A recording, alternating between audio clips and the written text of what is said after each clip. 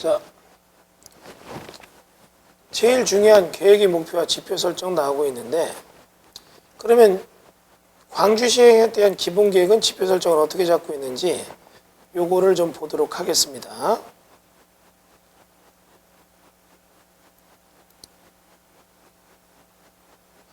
여기도 이제 시민계획단이랑 같이 해서 정했는데, 광주시 지역 주민들도 막 여기가 엄청난 개발된다 이런 것보다는 환경과 물 이런 얘기, 전원 휴양 레저 도시, 그러면서 다른 각도에서 대규모 양떼기 개발보다는 조금 다른 각도의 내용을 정하고 있습니다. 물론 이제 2010년 수도권 광역 도시계획에서 정하고 있는 2000여조 관광벨트 도자기 사업 집중한다. 그 다음에 소규모 공장 등에 대한 계획적 입지를 유도해 물류통 강화한다. 이게 재밌습니다. 경기도 광주에서 부동산에 대한 개념을 딱 치고 들어가서 보게 된다면 하남도 물류를 강조하고 있는데 광주도 물류를 강조하고 있어요. 그래서 광주에 옛날에 막 그냥 개별 입지로 공장이 들었으면 이 난립된 공장들을 산업단지로 지정해서 그쪽으로 다 옮겨놓고 이 물류 유통을 좀 강화하겠다. 이런 계획을 정하고 있다는 게 광주시의 특성입니다. 쉽지는 않겠지만 정책적 의도가 있으니까 이에 편승한다면 어떤 틈새가 보이겠죠. 도시미래상 2030에 대한 광주시 도시기본계획에 대한 얘기가 나오는데 지금 2030 광주 내용을 보게 되면 이 중에 규모 있는 자족도시, 건강 전원주택, 개발 보전 가치 있는 고급적인 뭐 이렇게 생태적 물류 나오니까 결국은 물 관련 규제를 받다 보니까 결국 광주는 쉽게 개발이 어려워요. 근데 어려운데 그래도 있는 것은 개발할 땅이 적다 보니까 그 개발만 가능하다면 분명한 희소성이 있다는 얘기죠. 자, 그 다음은 광주의 추진 전략 보면 뭐 지속 성장, 무슨 특화된 경쟁력 자축도시 이런 것들은 넘어갑니다만 여러분 보는 것처럼 사통발단이 된다. 즉 광주는 교통 유지가 되니까 사통발단이 된다는 것들. 그 고령화 시대에 나이 많은 사람들이 은퇴자들의 도시가 될 소지가 높다. 왜냐하면 성남까지도 가깝고 그리고 광주는 전원주택 생활하면서도 도시까지 30분밖에 안 걸린다는 거. 왜? 서울 세종 고속도로가 광주를 가로질러 가기 때문에 이런 것들이 상당히 광주에 아주 유리한 입지가 되고 있는 것이죠. 다음은 지금 우리 살기 좋은 도시 광주를 해가지고 주택 수요를 반영해서 1, 2인 가구를 통한 도시역 생활주택 공급을 많이 공급하겠다는 게 광주에 들어가 있다는 게 부동산적 중요한 특성입니다. 그래서 1, 2인 가구가 많이 늘 것 같다. 이거 재밌는 얘기죠. 왜?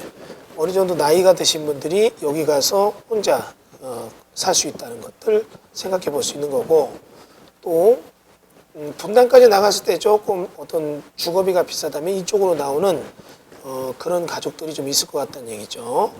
그 다음에 뭐 아이가 몸과 마음 뭐 이런 얘기는 넘어가고, 그 다음에 여기 보면 지속성장 가능한 광주인데 직간접 역세권 단계적 개발 계획을 도모하고 있다. 그리고 여러분 광주에 여기 들었으니까 역세권 주변에 내용이 있고 역세권 주변에 개발 계획을 갖는다는 것들은 여러분이 생각을 해보고 미래에는 개발 가치보다도 환경 보전 가치가 더 높아져요. 무슨 얘기냐? 전에 1만 불 시대는 역세권 이런 데가 중요하지만 2만 불 시대는 공세권, 숲세권이 강화되거든요. 그러니까 광주는 물세권, 물에 대한 영역, 개발은 저지되지만 일단 개발될 땅들은 물을 끼고 있다는 그런 천연 자원의 관광 상품을 갖고 있다는 것들이 아주 재밌는 특성이 되고 있습니다. 자, 그다음 뭐 자족도시 나오는데 뭐 특별히 이게 좋다 이런 거는 아니지만 그래도 한 번 정도는 읽어보려는 얘기입니다. 그 저탄소 도시가 되고 있다. 뭐 이런 얘기 나오고 있으니까 이런 것들을 기억해 주시고 결국은 광주 어딘가도 물에 대한 표시로 되어 있는 게 물을 그만큼 어떻게 해요? 강조하고 있다. 자, 그럼 계획 인구를 보게 된다면 우리 인구에 대한 얘기 쭉 지금 광주에서 나오고 있는데 30만 정도가 되고 있습니다. 2014년도. 그래서 이런 인구에 대한 구조 분석을 해서 광주시가 여러 가지 데이터를 뽑았는데 동태 이용 현황, 인구 추이 고령화되고 있다. 그 다음에 사회적 증가 추이, 전임과 전출 인구 빼는 것들.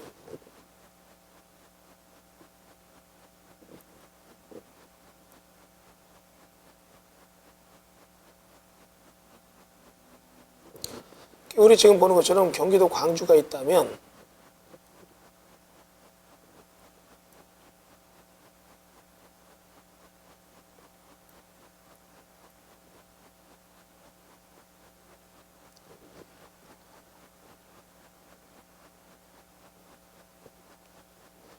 성남시에서 95.7, 하남시에서 8% 대부분을 차지하고 있다. 그래서 지금 아까도 말했지만 성남 사람들이 광주로 많이 넘어가요. 하남에서도 넘어오는데 앞으로 하남에서 넘어오는 인구 유입이 좀 많을 겁니다. 왜? 이번에 많은 개발하면서 수용당한 사람들이 경기도 광주 쪽으로 많이 내려옵니다.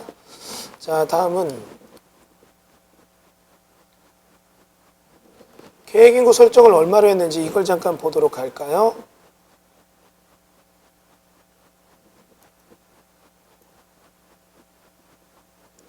자연적 증가, 애들이 나면서 나는 건데 이건 뭐 별로 의미가 둘 필요가 없을 것 같고, 결국은 뒤로 가서 경기도 광주에서는 사회적 증가가 얼마나 되는가, 이게 되게 중요하죠.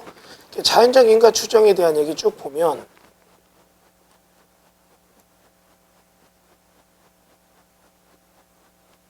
(2025년서부터) (2030년까지) 쭉 데이터를 내놓고 있습니다. 자, 사회적 증가가 나오게 되면 도로교통망이 좋아졌다. 현재 개발업력에 적절한 수용이 요구됨. 그래서 이런 경기도 가이드란 외부 임료 산정, 가구원수 산정, 그리고 결국 광주에서는 아까도 얘기했지만 지구 단위 얘기 있었죠? 지구 단위 주택건설 사업을 통한 인구 유입이 있다. 결국 경기도 광주는 신도시를 만드는 게 아니라 지구 단위를 통해서 지역 주택조합이라든지 개별업체들이 아파트 짓는 사업 등을 통해요. 이 지구 단위 계획이 왜 아파트 짓는 거냐? 이 얘기는 여러분들이 제 온라인 동영상을 보시면 충분히 아실 수 있을 겁니다. 주택법 지구 단위 계획 나오고 있죠.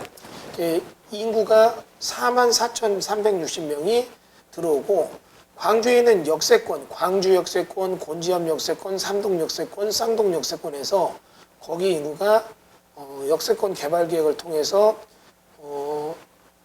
대략적으로 외부 유입률이 절반 정도를 봤을 때 16,000명 정도에서 8,000명 정도가 들어오는구나, 이런 계획을 세우고 있고, 다시 개발 계획에서 일부 조그마한 소규모 도시개발 사업을 하게 되면 그쪽 인구가 10,000명 정도 드는데 외부 인구가 50%에서 5,000명 정도 늘겠다. 그 다음에 주거환경 정비 사업 등에 대한 얘기, 그 다음에 역세권 2단계 그렇게 개발 늘리는 것들 쭉 해서 나오고, 경기도 광주에서도 여러분 공원 조성, 민간 공원 조성 특례 사업이 광주 중앙공원과 광주 송정공원에서 있다는 걸 기억하세요. 그래서 여기는 장기 미집행 공원이 있다면 민간에게 수용권을 줘서 이들이 돈 주고 수용하고 70% 공원 기부 체납하면 30% 개발하는 얘기. 그래서 4,716명이 들어온다는 거.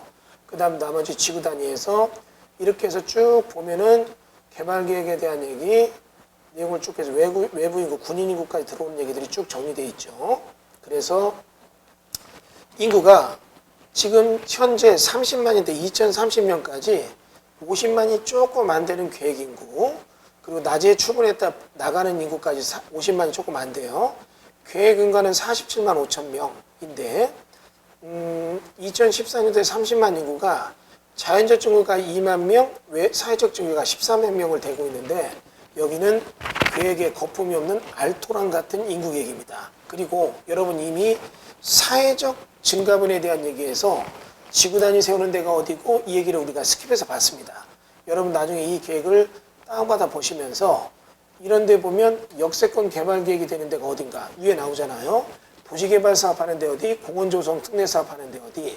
그러면 이런 데가 앞으로 광주가 토지용 계획으로 개발되는 거구나, 이런 얘기를 정했을 때 2015년 32만, 2020년까지 45만, 2025년까지 47만, 그 다음에 2030년까지 37만 5천이니까 지금 2020년도까지 막 이런 데가 개발돼서 인구 들어올 수 있는 계획이 다 진행되고 있다는 것을 여러분이 척척척척 알 수 있죠. 그래서 2020까지는 36만이었는데 2030까지 47만 5천, 즉 광주는 무리한 계획으로 한방치기가 아니라 차곡차곡 계단 밟아 오르듯이 도시의 꾸준한 성장을 가져오고 있습니다.